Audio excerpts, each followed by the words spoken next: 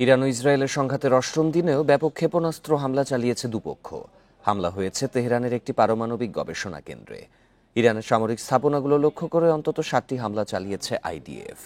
এদিকে জেরুজালেম সহ ইসরায়েলের বিভিন্ন শহরে ইরানের ক্ষেপণাস্ত্র হামলায় বেশ কটি স্থাপনা ক্ষতিগ্রস্ত হয়েছে। এর মধ্যে হাইফায় আহত 23 জন। শুক্রবারও একে অপরকে লক্ষ্য করে দফায় দফায় ক্ষেপণাস্ত্র হামলা চালিয়েছে ইরান ও ইসরায়েল।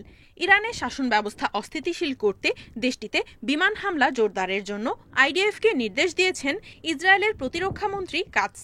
শুক্রবার তেহরানের একটি পারমাণবিক গবেষণা কেন্দ্রে হামলা চালিয়েছে আইডিএফ।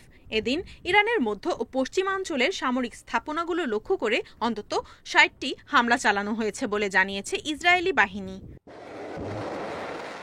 আর ইরানের ক্ষেপণাস্ত্র হামলায় ইসরায়েলের বিভিন্ন শহরে বিস্ফোরণের শব্দ শোনা গেছে।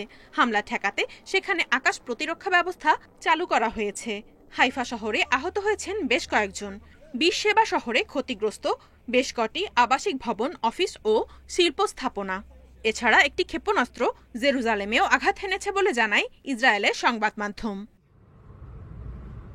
এদিকে ইসরায়েলি আগ্রাসন বন্ধের আগে যুক্তরাষ্ট্রের সঙ্গে পারমাণবিক কর্মসূচি নিয়ে আলোচনার কোনো সুযোগ নেই বলে জানিয়েছেন ইরানের পররাষ্ট্রমন্ত্রী আব্বাস আরাকচি।